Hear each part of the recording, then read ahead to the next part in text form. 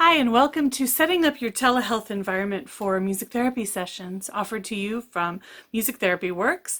My name is Mary Jane. I'm the owner of musictherapyworks.com, and I'm really pleased to be able to talk to you today about considerations to take into account when you're getting ready to do telehealth work, and really trying to help you, fellow music therapist, be the best presenter that you possibly can be. To find my free tips for setting up the telehealth music therapy environment, please check in the description box below or look at my Teachers Pay Teachers store, and that'll give you a link to that free resource for you. Today we're going to be talking about a variety of different things that you need to be thinking about as you're setting up your telehealth environment, because quite frankly, some of these things can really affect how clients respond and react, and how your audience responds and reacts to you as you're going through. And so we're going to go through a couple of different tips. To begin with, let's start off talking about lighting. In this example, the light is directly behind me, and as you can see lots and lots of light, but my facial features aren't extremely clear. Let me do a switch so that way the lighting is shining directly on my face, and you can see the difference between how lighting can affect what your audience sees.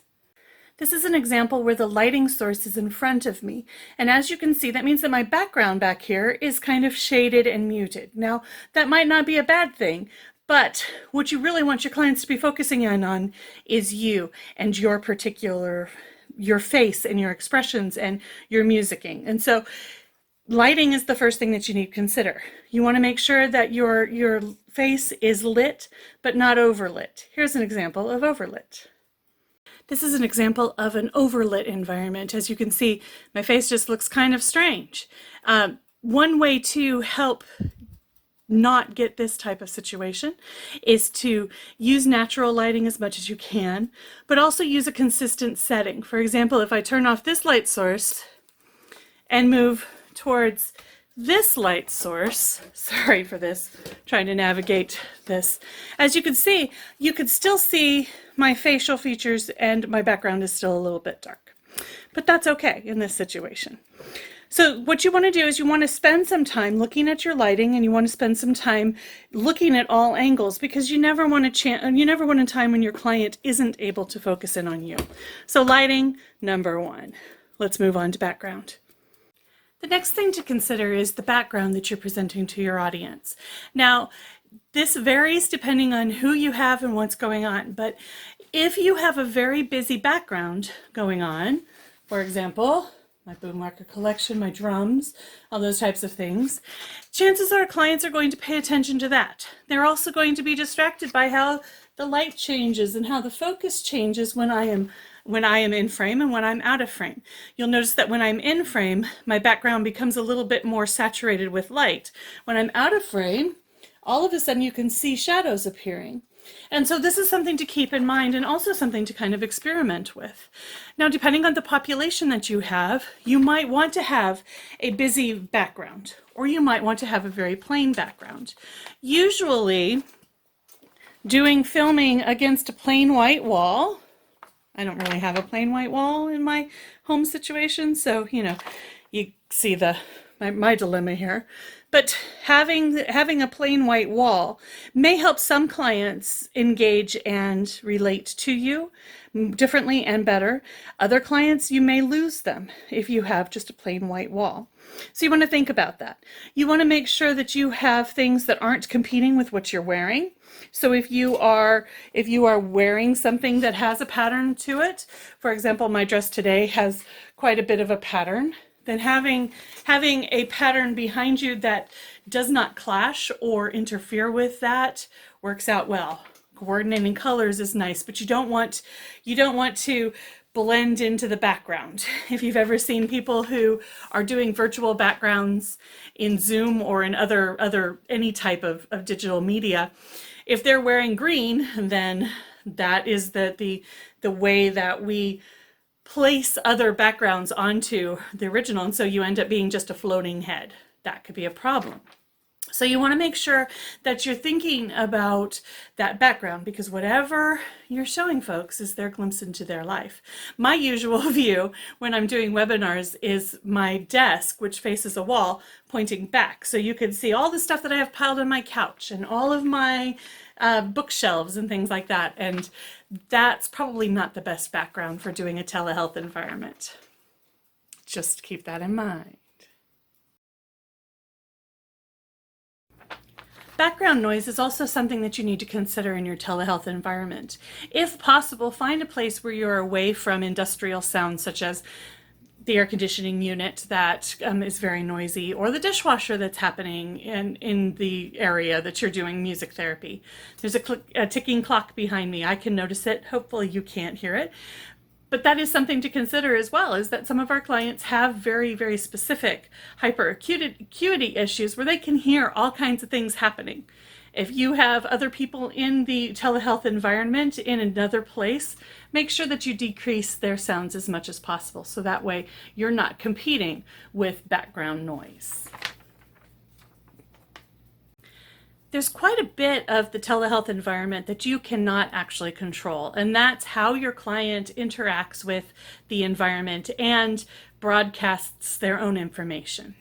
A couple of things to listen for and to be paying attention to is that if you and your audience have open mics all the time, as well as specific speaker configurations, there are times when you can get an audio loop.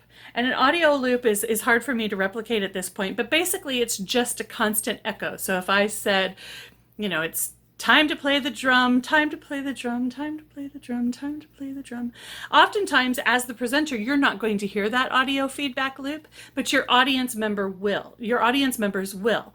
Now, this becomes especially more crucial, I guess, if you are talking about group interactions. So if you've got more than 2 people on the telehealth environment, this could become a problem, because the person whose mic and speakers are constantly broadcasting this feedback loop don't often hear it as well. And so you need to make sure that you have some set guidelines of when do you turn on your microphone, when do you keep your microphone off. If you have your microphone on all the time, then you're wearing headphones, so that way you're not getting that feedback loop happening between the on desktop speakers and the microphone. Now, one of the difficulties with this is that it doesn't always happen. And so it might work really wonderfully one day, and the next day you've got horrible, terrible loops and you can't figure out why. And part of that is also something to consider when you're setting up these telehealth environments with other people. Their electronics and their technology is going to affect what you're going to do.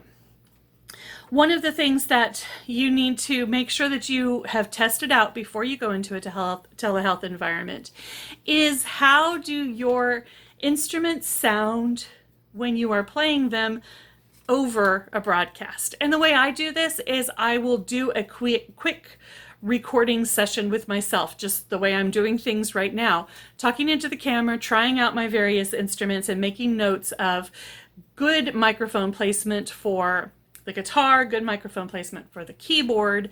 Do I find a way to pre-record those things and then just press the play button and then it comes through? Does that sound good?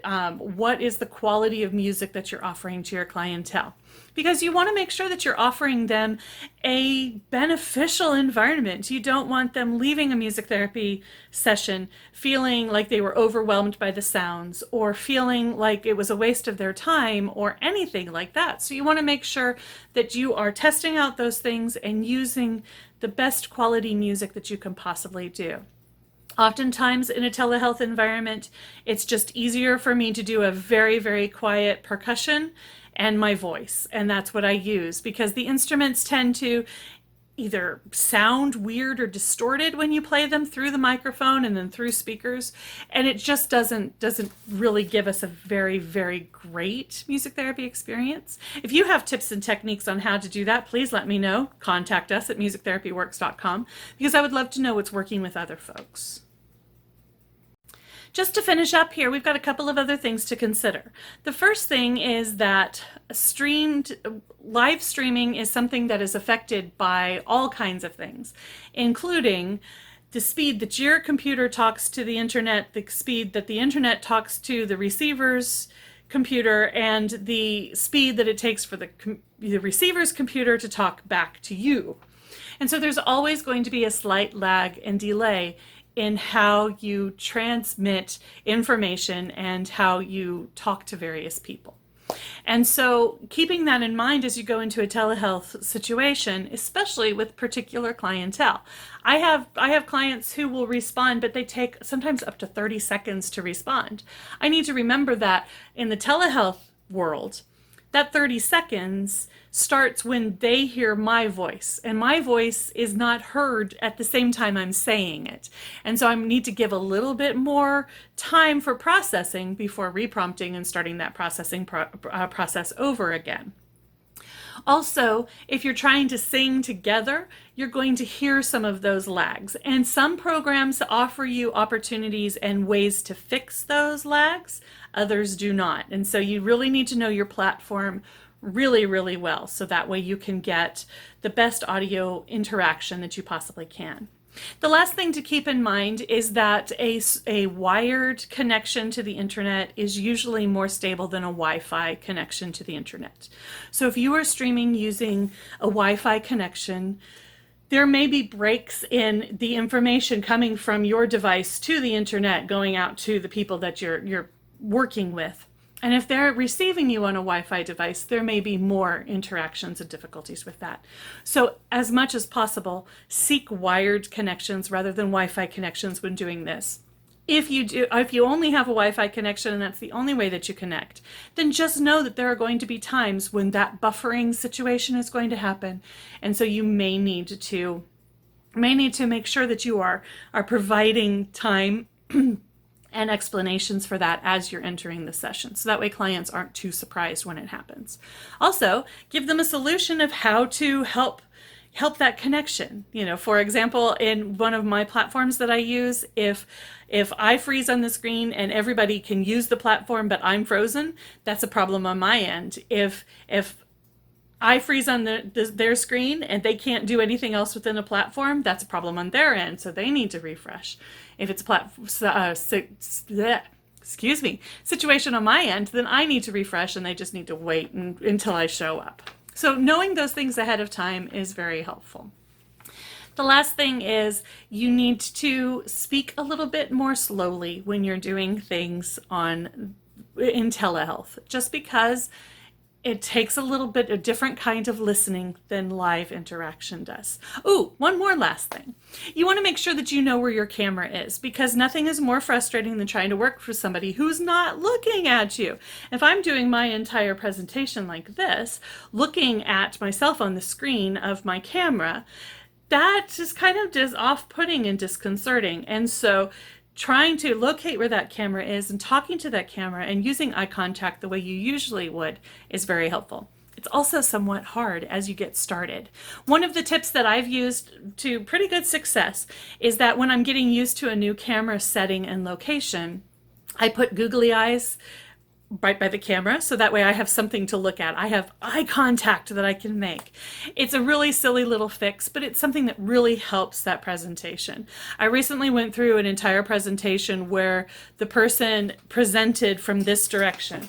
And so this person was looking at his computer and was doing things on his computer, but never ever interacted with the audience who was over here. And that was something that was very off-putting. So just some things to think about as you're moving into your telehealth environment. Thank you so much for watching this and for learning a little bit about telehealth environments. If you're somebody who's doing telehealth on a regular basis and you have some other tips and techniques that you'd like to share, please put them in the comments below.